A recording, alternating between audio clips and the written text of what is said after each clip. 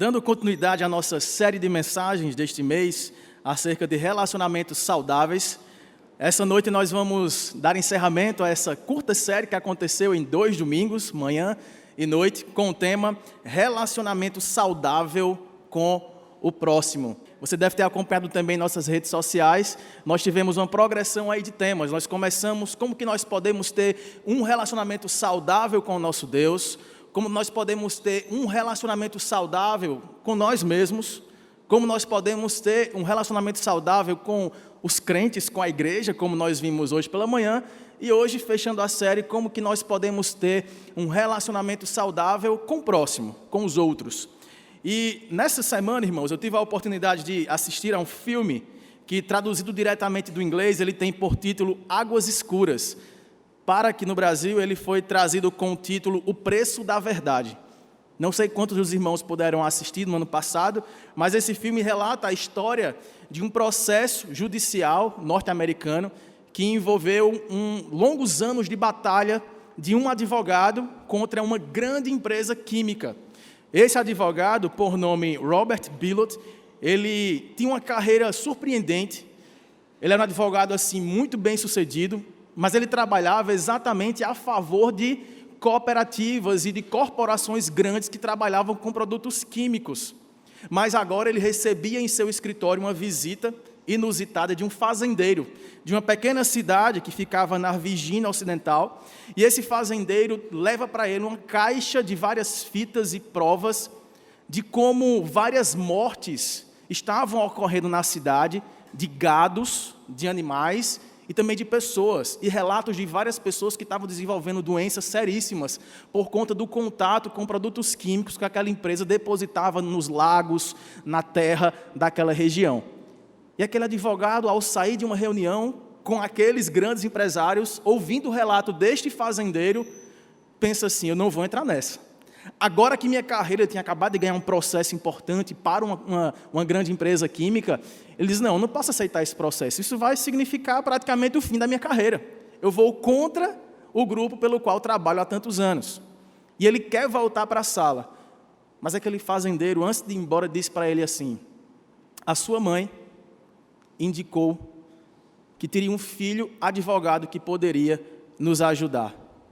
A sua mãe e a sua avó, e citou o nome da avó do advogado. E aí ele para, coloca as mãos na cabeça, segue para aquela reunião, dá as costas para aquele fazendeiro e vai embora.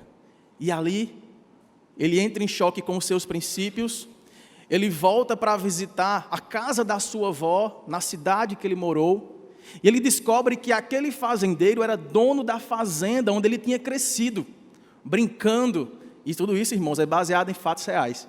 Brincando ali com aquela terra, com os filhos daquele fazendeiro, com seus netos. E ele visita aquelas terras e aquele senhor começa a mostrar o cemitério de mais de 190 vacas e bois que haviam morrido. E ele tinha guardado órgãos de alguns desses animais no congelador da sua casa para mostrar a prova de como eles estavam contaminados por um produto químico que a Vigilância Sanitária Americana não havia identificado ainda. E aí, nessa história toda, entrando em choque com a sua carreira profissional, vendo diante de si uma possibilidade de resgatar um pouco da sua história e trazer à tona os princípios de vida que ele havia aprendido com a sua avó, ele decide agir e defender aquele fazendeiro contra a maior empresa química dos Estados Unidos na época, a DuPont. E aí o filme se desenrola e passam-se mais de 15 anos para que aquele advogado pudesse, enfim, chegar ao fim daquela história, chegar à petição final e à diretriz final daquele juiz, que por tantos anos, quase 20 anos, fez com que aquele homem adoecesse, quase perdesse o casamento, tivesse vários cortes salariais, porque ele tinha perdido todos os seus clientes, obviamente, que eram daquele ramo. Mas o final eu quero deixar para contar, não estragando tanto assim o spoiler daqueles irmãos que não viram o filme, mas no final da mensagem eu vou trazer uma aplicação sobre o final dessa história. Quando eu estava assistindo esse filme, a palavra que me veio à mente foi altruísmo.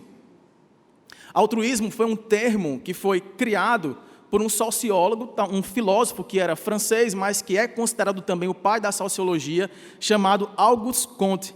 E ele veio de encontro a uma tendência de pensamento filosófico da época, do século XVIII, do psicólogo chamado Thomas Hobbes, do século XVII, na verdade, que dizia assim: nós, seres humanos, estamos aqui para buscar a nossa alegria, o nosso prazer próprio, nisso consiste o propósito da vida. E Auguste Comte ele traz uma outra perspectiva, combatendo esta visão de hedonismo psicológico, dizendo assim: não, nós estamos aqui para ser altruístas. Essa palavra que vem do latim, que vem de alter, outro, significa você viver para o outro, não para si mesmo. Buscar o propósito de existir para ser feliz, não em sua própria felicidade, não buscando os seus próprios interesses em detrimento do outro, mas buscando o interesse do outro, muitas vezes em sacrifício aos seus próprios interesses. Irmãos, e a Bíblia está farta de ordenanças e de exemplos que nos mostram que, de fato, se nós amamos a Deus, nós também devemos amar ao próximo como a nós mesmos. Então, nós temos vários exemplos bíblicos sobre altruísmo, e eu separei um deles para que nós pudéssemos, a partir de uma história do Antigo Testamento, trazer alguns princípios e aplicações da palavra de Deus sobre esse texto. Então, eu quero trazer os irmãos para Esté, capítulo 9, livro de Esté, no capítulo 9. Como a história é longa, são 10 capítulos, eu separei esse trecho aqui, capítulo 9, a partir do verso 16, que tenta resumir um pouco da história desta rainha, que nos traz um grande exemplo de altruísmo, junto com o seu primo, que tanto a ajudou nessa sua missão de lutar pelo seu povo, mesmo que passando pelo risco de perder a própria vida. Esté, capítulo 9, a partir do verso 16. Diz assim a palavra do Senhor: também os demais judeus que se achavam nas províncias do rei se reuniram e se dispuseram para defender a vida, e tiveram sossego dos seus inimigos, e mataram a 75.000 dos que os odiavam, porém no despojo não tocaram. Sucedeu isto no dia 13 do mês de Adar. No dia 14 descansaram e o fizeram dia de banquetes e de alegria. Verso 18. Os judeus, porém, que se achavam em Susã, se ajuntaram nos dias 13 e 14 do mesmo, e descansaram no dia 15, e o fizeram dia de banquetes e de alegria. Também os judeus das vilas que habitavam nas aldeias abertas, fizeram do dia 14 do mês de Adar dia de alegria e de banquetes, e dia de festa, e de mandarem porções dos banquetes uns aos outros.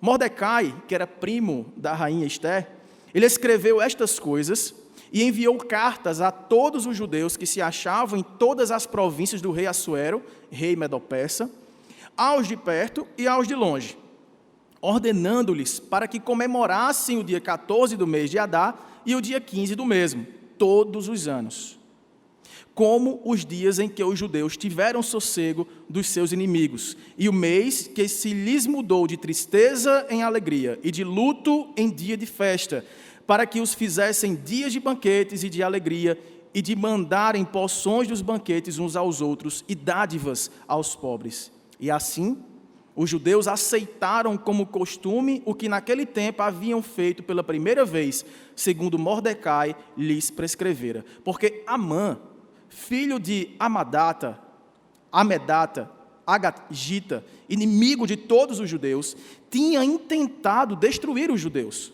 e tinha lançado o pur, isto é, sortes, para os assolar e destruir.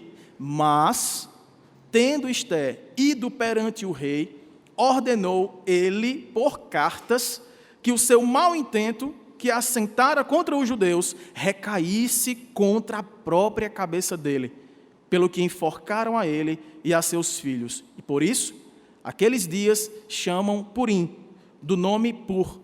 Daí, por causa de todas as palavras daquela carta e o que testemunharam e do que lhes havia sucedido. Vamos virar aqui para o verso 3 do capítulo 10, que é o verso que encerra este livro de Esté. Capítulo 10, verso 3. Pois o judeu Mordecai foi o segundo depois do rei Assuero, e grande para com os judeus, e ele foi estimado pela multidão de seus irmãos. Vamos ler juntos essa expressão final?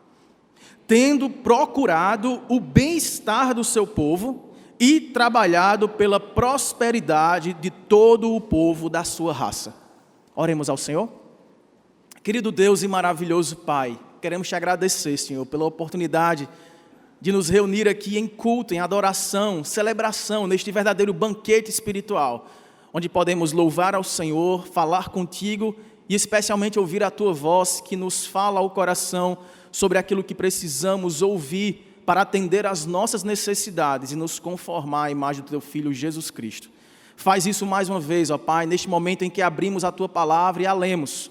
E assim faremos ainda, mas que o Senhor possa, ó Pai, a partir desse servo fraco e limitado, falar a tua palavra ao meu coração e ao coração dos meus irmãos, de modo que sejamos edificados no Espírito Santo. Pois é assim que nós oramos ao Senhor e te agradecemos, em nome de Jesus. Amém. Irmãos, para trazer um contexto geral, porque quando a gente lê assim, começando do fim da história para o começo, fica uma certa dúvida, o que é que estava acontecendo aqui?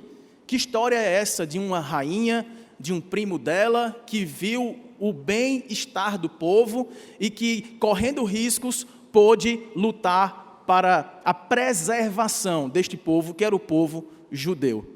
Na verdade, nós estamos falando aqui de um momento da história em que estava próximo àquele período de silêncio profético.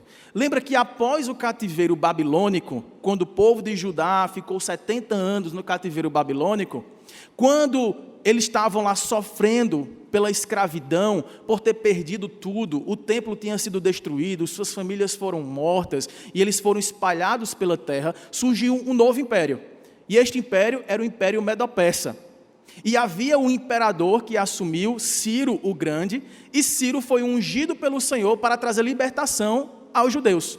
Ciro decretou para que eles fossem libertos e pudessem ter a liberdade de voltarem para Jerusalém, reconstruírem a cidade, reconstruírem o templo, plantarem as suas vinhas e viverem lá na presença da sua família de Deus. Então isso foi feito. Só que alguns judeus não voltaram para casa. Alguns judeus, mesmo podendo voltar, depois do decreto de Ciro, eles permaneceram espalhados no domínio das terras deste império de Ciro, o Império Medo-Persa. E são esses judeus que estavam espalhados no império dele, nas províncias medo-persas, que estavam sofrendo agora uma perseguição. Mas que perseguição era essa? Era a perseguição de um homem. E nós lemos o nome dele aqui, Amã. Amã era o braço direito de Assuero, que era nessa época o rei desse império medo-persa. Ciro havia morrido, Assuero mais para frente assume esse império, comanda toda essa região, era o império mais forte da época, mas agora o seu braço direito, digamos assim, o primeiro-ministro do império medo-persa, Amã, estava revoltado com os judeus. Sabe por quê? Por causa de um homem, Mordecai, que nós também vimos o nome dele aqui no relato. Mordecai era judeu, e era primo da rainha Esté, esposa do rei Assuero. Mordecai, sendo primo dela, começou a conversar com Esté e dizer: Esté, você precisa fazer a diferença. Você precisa pensar no bem do seu povo.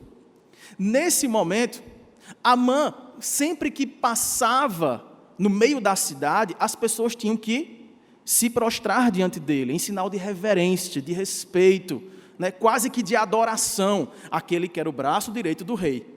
Mas Mordecai não se prostrava diante de nenhum homem, ele se prostrava apenas diante de Deus. E isso revoltou o coração de Amã. Ele fez: quem é esse? Quem ele pensa que é? Eu passo aqui, todos se jogam aos meus pés, todos me reverenciam, mas este judeu, este que nem casa tem, este intruso em nossa terra, é o único que fica de pé e faz questão de me humilhar perante o povo. Vou matá-lo, mas não somente matá-lo, eu vou exterminar toda a sua raça. E aí Amã vai até o rei e diz: olha, rei, no capítulo 3, se você puder voltar, Esté, capítulo 3, observe o que é que Amã faz para convencer o rei a exterminar o povo judeu. Veja, a partir do verso 7 do capítulo 3. No primeiro mês, que é o mês de Nisã, no ano do 10º do rei Assuero, se lançou o Pur. Pur significa sorte. Isto é, sortes, perante Amã, dia a dia, mês a mês, até o 12º, que é o mês de Adar. Então disse Amã, o inimigo dos judeus, ao rei Assuero: existe espalhado, rei, disperso entre os povos, em todas as províncias do teu reino, um povo cujas leis são diferentes das leis de todos os povos, e que não cumprem as do rei, pelo que não convém ao rei tolerar essa situação.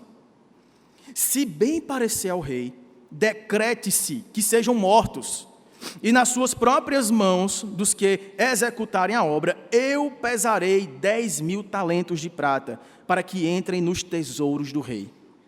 Essa foi a oferta dele. Então o rei tirou da mão o seu anel e deu a Amã, e disse, que era o adversário dos judeus: essa prata seja tua, como também todo este povo, para fazeres desse povo o que melhor for do teu agrado. E aí, com este decreto, com selo real, Amã agora poderia colocar em prática aquele seu plano de destruir aquele que não se curvava diante dele, mas não somente ele, toda a sua raça, todo o povo judeu. Então, é nesse contexto em que a rainha, que era judia e que agora era esposa de Assuero, se vê diante do seu primo Mordecai ameaçado de morte, mas não somente ele, todo o seu povo. E aí Mordecai chega para Ester e diz: você vai ter que agir, você vai ter que pedir uma audiência com o rei, porque naquela época não é como hoje, que nossa esposa chega para nós na hora que ela quer e ela tem a nossa atenção. É sempre assim, né, irmãos? A gente sempre está disposto a ouvir a nossa esposa. Naquela época não, a rainha, ela tinha que marcar uma audiência, ela tinha que ser assim, liberada, autorizada para se aproximar do pátio que antecedia a sala do trono, para o rei de lá avistá-la e aí pensar: vale a pena ou não recebê-la? Vou liberar ou não? E aí ela fala assim: olha, é contra a lei. Eu não posso simplesmente chegar lá, bater na porta do meu marido e falar assim: vim aqui para ter uma audiência com o Senhor. Isso é contra a lei. Mas aí Mordecai olha para ela e diz assim: mesmo contra a lei, você pode desobedecer a uma lei civil neste momento, para obedecer ao Deus e Rei que governa toda a terra, para a salvação do povo deste grande Rei de toda a terra. Ela fala: então vamos fazer o seguinte, você vai comunicar a todos os judeus que você tiver acesso, para ficarem por 3 dias sem comer nada, sem beber nada, de jejum e oração, para que Deus seja comigo.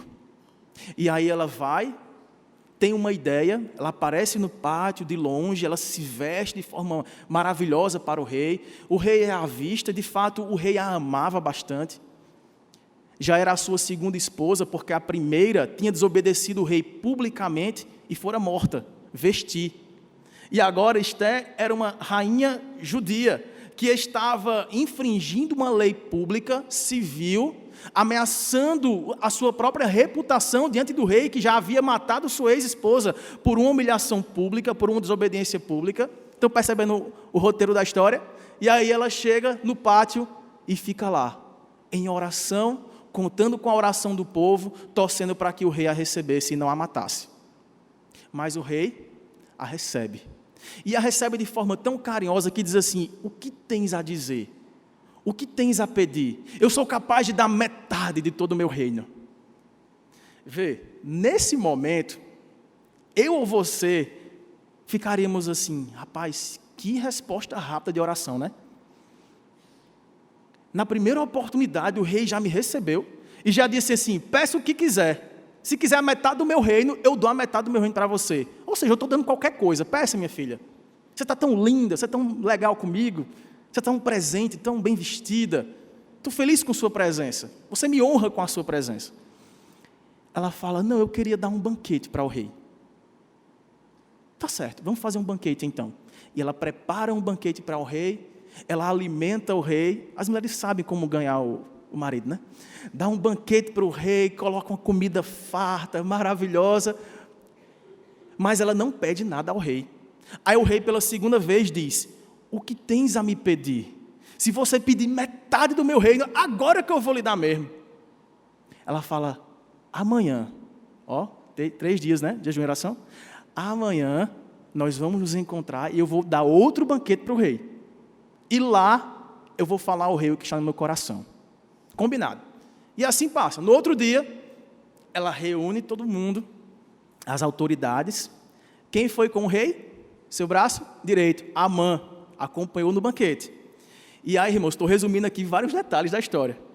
Quando ela chega naquele banquete, entra o rei, entra o primeiro-ministro, inimigo dela, inimigo do seu primo, inimigo do povo de Deus, e eles se banqueteiam, e eles se fartam da comida que a rainha tinha preparado.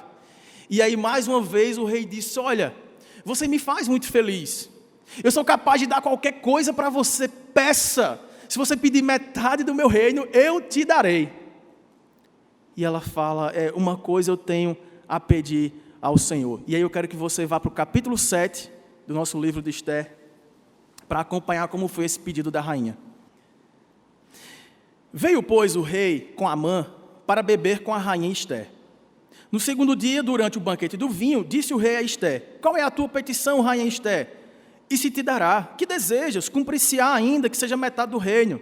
Então respondeu a rainha Esther e disse, se perante ti, ó rei, achei favor, e se bem parecer ao rei, desse-me por minha petição a minha vida, e pelo meu desejo a vida do meu povo. Livra-me da morte, e salva o meu povo. Esse foi o pedido. Porque nós fomos vendidos, eu e o meu povo, para nos destruírem, matarem e aniquilarem de vez. Se ainda como servos e como servas nos tivessem vendido, calar-me-ia, porque o inimigo não merece que eu moleste o rei. Então falou o rei Assuero e disse à rainha Esther, quem é este e onde está esse cujo coração o instigou a fazer assim? E respondeu Esther, é isso aí, está do seu lado. O adversário e inimigo é este mau Amã. Então Amã se perturbou perante o rei e a rainha. E o rei, no seu furor, se levantou do banquete do vinho e passou para o jardim do palácio, bufando de raiva, né? E aí Amã, porém, ficou para rogar por sua vida a quem? A rainha Esther. Pelo amor de Deus, não faça isso comigo não, me salve. Pois viu que o mal contra ele já estava determinado pelo rei. Agora, olha que ironia. O rei estava no jardim, né? Aí ele volta. Tornando o rei do jardim do palácio, a casa do banquete do vinho, Amã tinha caído sobre o divã, digamos assim, o sofá, onde a rainha tinha se sentado. E então disse o rei, acaso teria ele querido forçar a rainha perante mim, na minha casa?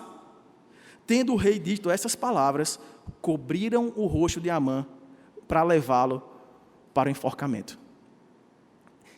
Esse livro de Esther, irmãos, ele tem vários detalhes literários. Se a gente pudesse fazer, ficou como dica aqui, né, pastor Tiago? Uma próxima série aí seria bacana, porque esse livro, ele é cheio de reviravoltas. Assim como esse filme que eu citei no início, você fica o tempo todo observando as reviravoltas, as ironias. Veja, nós estamos falando primeiro de um decreto de morte, vai todo mundo morrer, Mordecai e todos os judeus. Agora nós temos um decreto de vida. Não, quem vai morrer é o autor do decreto da morte. E os alvos do decreto da morte viverão. Olha a ironia. Mais uma vez, Amã, antes de chegar a essa reunião, a esse banquete, ele tinha construído um presente para Mordecai. Ele odiava Mordecai, né? O presente dele foi construir uma forca de mais de 4 metros de altura. Estava tudo preparado, ia começar por ele. O seu decreto com selo real já estava chegando às cidades. Matem todos os judeus, e os judeus não poderão se defender. Mas aí, neste banquete, ao terceiro dia de jejum e oração do povo de Deus, a rainha serve o segundo banquete. O rei olha para o pedido dela, e quando ele sai voltando, pensando assim, eu vou ter que matar o meu braço direito, o meu primeiro-ministro, ele volta-se para a sua sala e vê aquele homem, Amã, ajoelhado, né, insistindo com a rainha Esther para que não deixasse o rei matá-lo, e aí o rei interpreta que ali era um assédio, que aquele Amã era tão mal, tão violento, que não respeitava nem a presença do rei, nem o palácio do rei. Ele estava intentando contra a honra física da sua própria esposa. Tudo isto, irmãos, observem, façam aquela tomada de cima agora, olhem o filme da história de cima, vejam o que estava acontecendo nos bastidores da história. O povo de Deus estava condenado em terra estranha. O cara mais poderoso, depois do rei, já havia levado a cabo o decreto de morte contra eles. Aí Deus levanta um homem para interceder pelo povo. Este homem vai até a rainha, convence a rainha a desobedecer uma lei civil, a arriscar a sua própria vida, arriscar o seu palácio, arriscar a vida de luxo, de prazeres, de ser servida por 7 servas todos os dias. A rainha agora colocava em jogo todo o seu conforto, a sua reputação e a sua própria vida, para atender a uma mediação de um seu primo, para que não apenas a vida dele, mas a vida do seu povo fosse poupada. E aí, com base nessa intercessão do homem, da mulher e do seu povo, Deus move o coração do rei, e o rei traz à tona a verdade e julga aquele que era inimigo e destruidor do seu povo. Amã é pendurado na forca que ele havia preparado para Mordecai e para todos os judeus. Então veja que nessa progressão dessa história, irmãos, nós podemos trazer aqui alguns apontamentos práticos para nós. Onde é que Kilvin quer chegar? O tema era relacionamento saudável com o próximo. Ele está falando aqui de livramento, salvação, intercessão. É porque, veja, a fim de que nós cultivemos um relacionamento saudável com o próximo, observando o contexto dessa ampla história, nós aprendemos que devemos lutar juntos, eu e você, nós e o próximo, contra os nossos adversários. Nós podemos e devemos lutar juntos para vencermos os nossos inimigos. Nós tínhamos 2 decretos, um de morte e um de salvação. O nosso papel aqui, irmãos, é que nós sejamos os arautos da decretação do livramento. Todos nós estávamos presos em um império de terror, que o apóstolo Paulo chama de império das trevas. Todos nós éramos aprisionados, não éramos livres para voltar para casa. Nós éramos aprisionados a um império de pecado. Esse império de pecado marcava a minha testa e a sua como inimigos de Deus, desfavoráveis a Deus, filhos da desobediência, filhos da ira, indignos e impuros. Mas houve um rei que decretou a nossa libertação, e decretando a nossa libertação, reafirmou a nossa condição de favoráveis diante dele, por meio da vida que ele conquistou quando arriscou a sua vida. Porque não foi assim que Jesus o fez? Jesus, sendo o Deus eterno, sendo servido em seu banquete celestial, tendo todo o conforto e a companhia de legiões de miríades de anjos, tendo toda a segurança do seu palácio eterno na glória celeste, ele olha para mim e para você, carimbados com o carimbo do pecado e da indignidade que nos é essencial, e diz: eu vou até lá. Eu vou arriscar o meu reino, eu vou arriscar a minha vida, eu vou abrir mão do meu conforto, eu vou pisar aquela terra de pecadores, eu vou sujar as minhas mãos convivendo com pessoas que não merecem a minha presença, eu vou ser condenado pelos pecados delas, eu vou ser ferido pelas cusparadas delas, mas eu as amarei até o fim e até a morte, e se preciso for, até a morte pior que tiver naquela terra, a morte da cruz, a morte da maldição, eu me farei maldito por amor de um povo impuro, por amor de um povo sem terra, sem rei, aprisionado em delitos e pecados. Foi assim que ele nos deu vida. Juntamente com Cristo Jesus, nós recebemos uma vida uma libertação e um banquete que não merecíamos.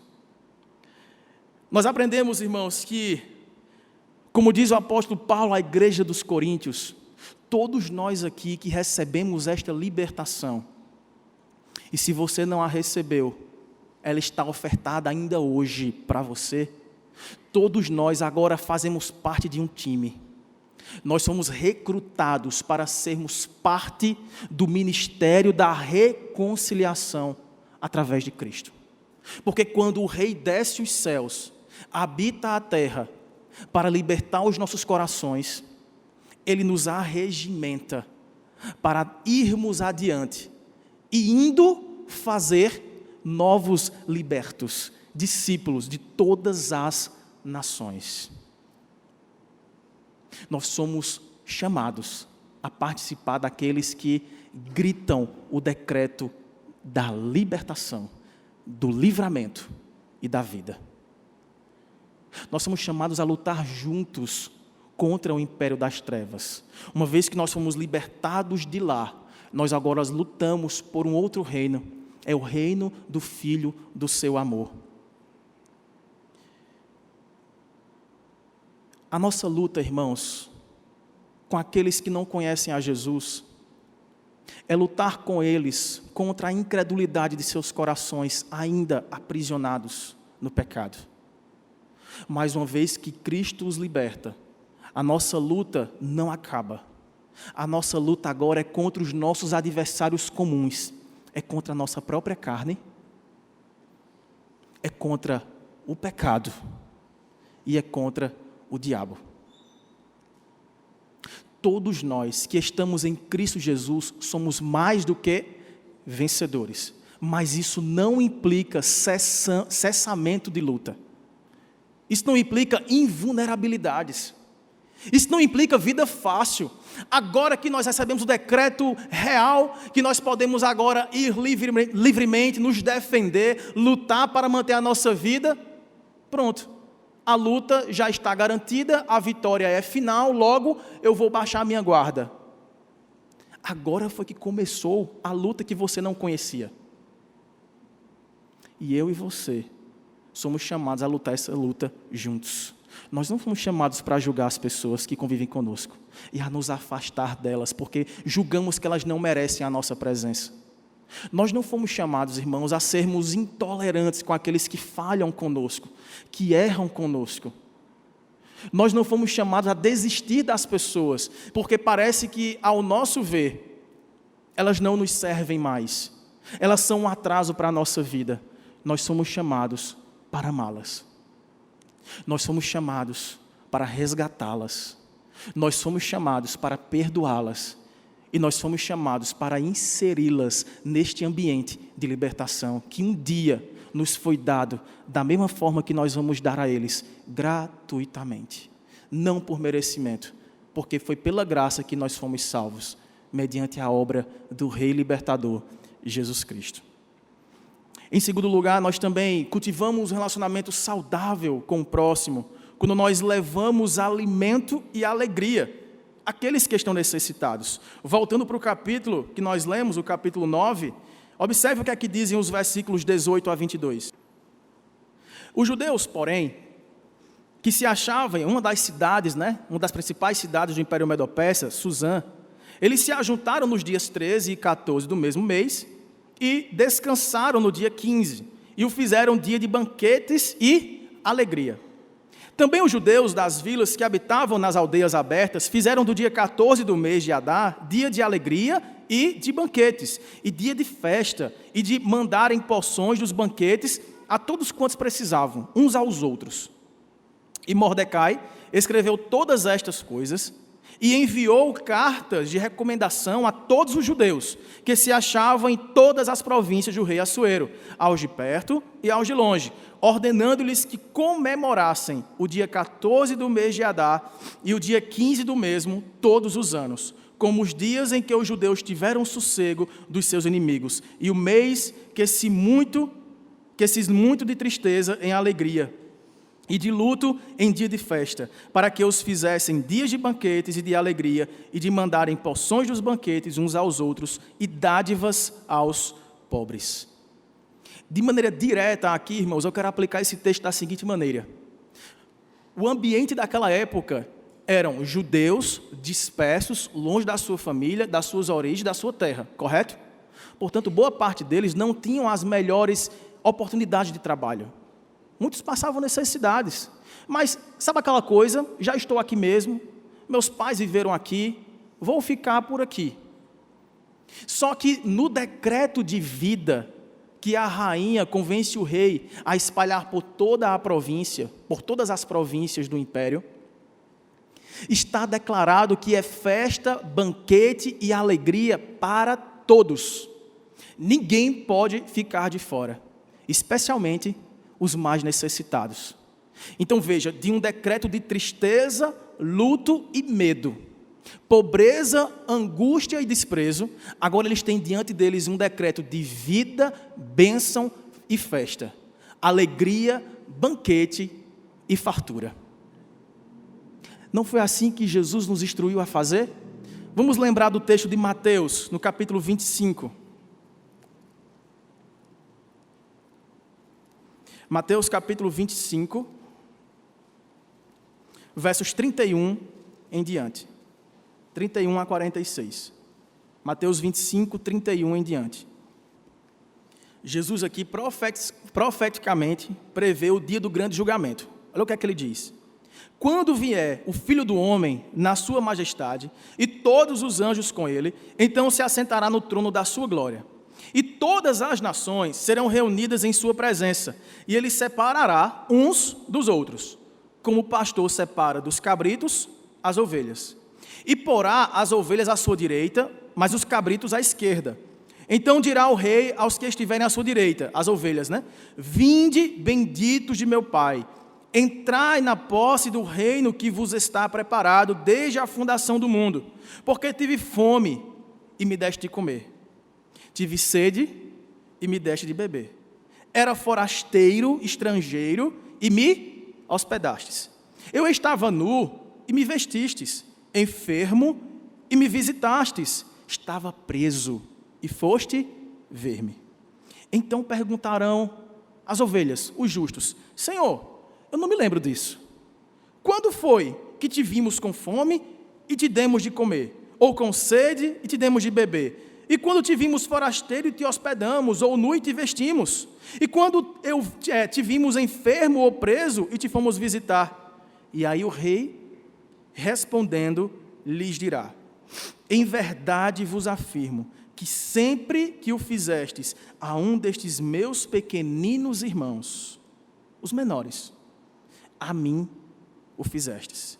Então o rei dirá aos que estiverem à sua esquerda: Apartai-vos de mim, vocês são malditos, para o fogo eterno, preparado para o diabo e seus anjos. Porque eu tive fome e não me deste de comer, tive sede e não me deste de beber, sendo forasteiro não me hospedastes, estando nu não me vestistes, achando-me enfermo e preso não fostes ver-me. E eles lhe perguntarão: Senhor, quando foi que te vimos com fome, com sede, forasteiro, nu, enfermo ou preso, e não te assistimos? E então o rei lhes responderá: Em verdade vos digo que sempre que o deixastes de fazer a um destes meus mais pequeninos, a mim o deixaste de fazer. E irão estes para o castigo eterno, porém os justos para a vida eterna.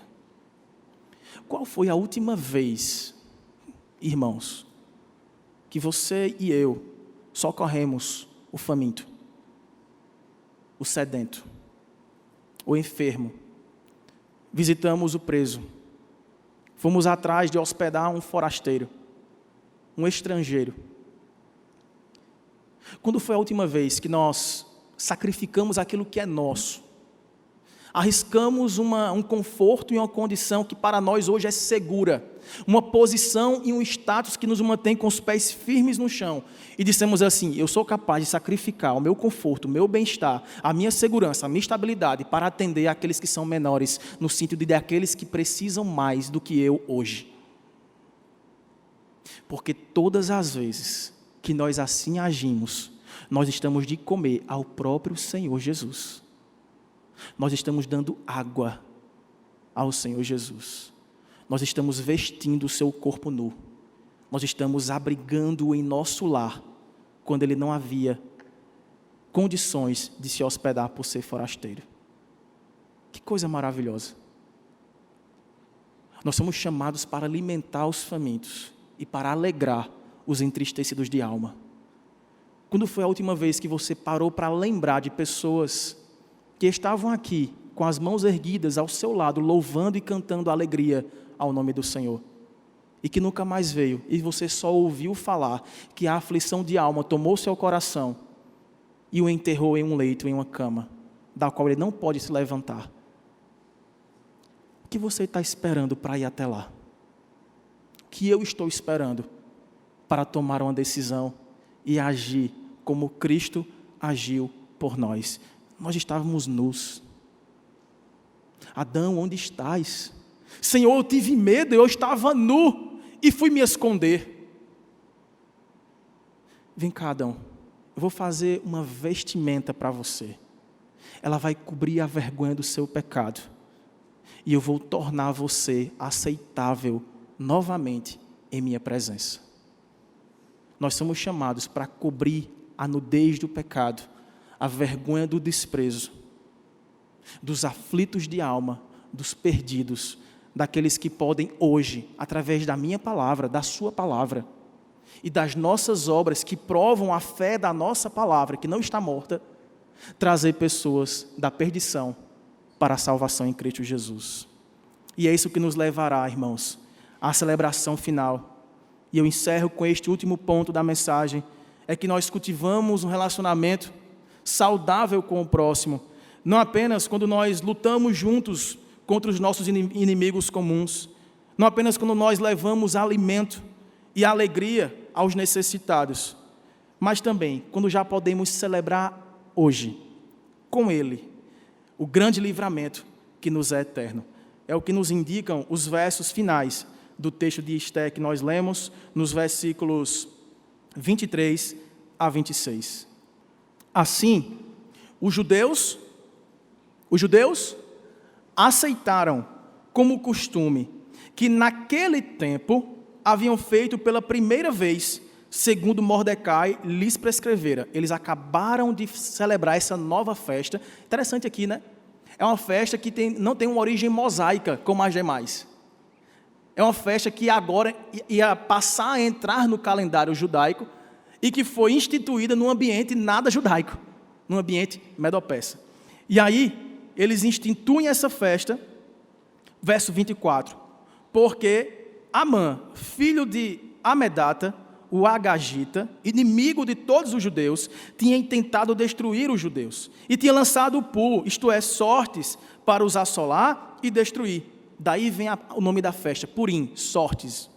Mas, tendo Esté ido perante o rei, ordenou ele por cartas que o seu mau intento que assentara contra os judeus recaísse contra a própria cabeça dele, pelo que enforcaram a ele e a seus filhos. Por isso, aqueles dias chamam Purim, do nome Pu. Daí, por causa de todas as palavras daquela carta e do que testemunharam e do que lhes havia sucedido. Irmãos, a festa que aqui já estava sendo celebrada era apenas uma amostra do banquete da grande salvação preparado para todos aqueles judeus, mas não só aqueles judeus que foram livrados. Todo o povo de Deus, em toda parte da terra, que ouvindo o decreto da vida, recebendo a fé que vem pelo ouvir, e ouvir através da pregação do Evangelho, possam se sentir convidados e parte de um banquete que lhes está reservado. Os convites estão na sua mão. Os convites para esse banquete estão em nossa boca. Nós já celebramos hoje, e isso é muito bom. Estamos aqui reunidos em uma grande celebração. Qual é o nome desse culto? Estamos em um culto de celebração. O que celebramos hoje, irmãos? Celebramos libertação. Celebramos nova vida, novo status. Não somos mais forasteiros perseguidos. Somos herdeiros do trono do Deus de toda a terra. Não somos mais pecadores lançados à própria sorte ou à falta dela. Celebramos o Purim, a festa de lançadas às sortes, mas quem governa a sorte é o próprio Senhor do Universo. Ele mudou a nossa sorte. Ele nos fez amigos dele, companheiros de palácio. Nós agora temos lugar cativo, junto à mesa do Cordeiro de Deus, que tirou o pecado do meu mundo, do seu mundo. Onde estão os convites do seu banquete? Você tem olhado para o próximo, para o outro, e tem dito assim: eu sou capaz de agir contra meus próprios interesses, contra o meu conforto, contra a minha reputação, para sentar ao lado daquele que não vai muito com a minha cara, que me persegue no meu trabalho, que está sempre pronto a me julgar e a fofocar contra mim mesmo, para os seus amigos. Eu estou pronto a dizer assim: o que ele precisa é aquilo que eu também preciso. É do convite para estar diante do Rei, celebrando a nova vida que ressignifica relacionamentos. Foi para isso, irmãos, que nós fomos chamados. Foi assim que o apóstolo João, na sua primeira carta, no capítulo 4, versos 7 e 8, diz: é que nós só conhecemos aqueles que pertencem a Deus se eles são o povo do amor. Nisto conhecereis os filhos de Deus, se eles amarem. Amarem quem? A Deus e ao próximo como a eles mesmos. Veja, sonde o seu coração nesta noite e veja o nível de amor sacrificial que você tem empenhado em busca de amar a pessoa que está ao seu lado ou contra você, do modo como você gostaria de ser amado e como você foi amado por Jesus Cristo. Irmãos, em seu estado de humilhação, Jesus, sendo o grande Deus, o Filho de Deus, o grande Rei dos céus, dos mares, da terra, o Criador de todas as coisas, Ele deixa tudo isso e Ele vem aqui. Ele se faz homem para servir homens e mulheres como nós. Servir um povo que não tinha perspectiva nenhuma de vida. E Ele faz isso ao custo da sua própria vida. Eu queria encerrar lendo com vocês a parábola do bom pastor em João capítulo 10. João capítulo 10. Apenas o verso 11, eu quero que você possa ler junto comigo. João capítulo 10, verso 11. Leiamos juntos? Eu sou o bom pastor dá a vida pelas ovelhas. Este é o Rei que nos liberta. Não é Assuero, não são os reis dessa terra, não são os próximos reis das próximas gerações dos nossos filhos e netos. O Rei que nos liberta e que nos faz herdeiros do trono de toda a eternidade é aquele que é o bom pastor, que agindo em todas as circunstâncias, em todas as coisas, faz com que elas contribuam para o nosso bem, nos ensinando que o amor que nos uniu nele é o amor que nós devemos expressar para com o outro, mesmo que isso custe o meu conforto, porque foi isso que custou para aquele advogado do filme que eu mencionei no início. Depois de quase 20 anos labutando em um processo que parecia perdido, invencível, por parte da empresa que ele estava contra, em um processo multimilionário, para salvar fazendeiros pobres, humildes, de uma região devastada, de pessoas que já cresciam com os dentes pretos. Vou dar só um spoiler aqui. A substância química, as mulheres vão ter medo agora de comprar esse tipo de panela. É a substância do Teflon, tá? Mas assim, depois vocês podem ler melhor sobre isso.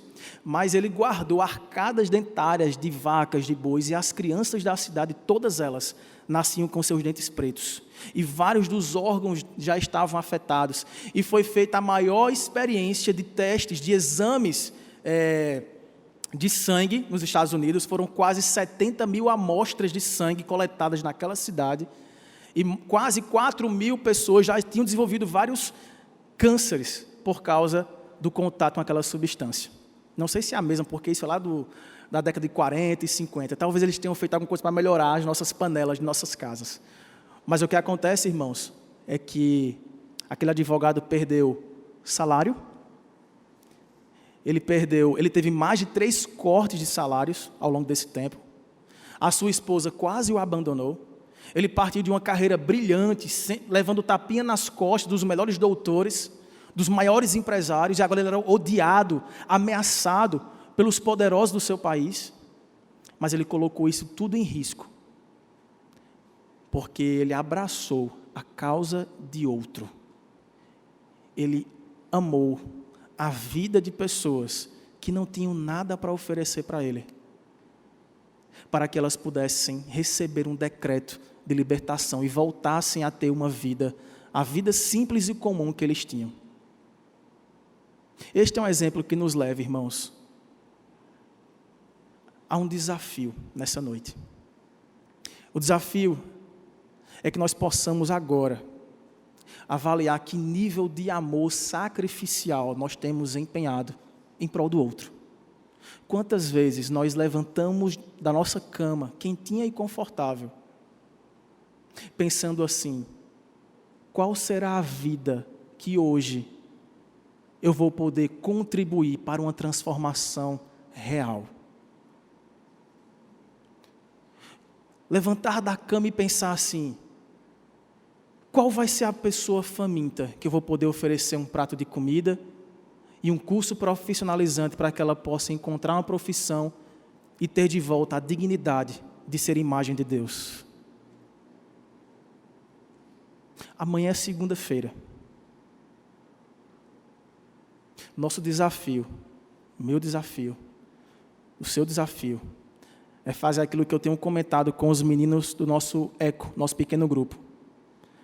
É que a gente seja menos computador, menos escritório, menos trabalho, menos WhatsApp profissional, menos e-mails, menos atendimentos em busca de consultorias que nos tragam mais e mais recursos, mais e mais conforto, mais e mais dinheiro.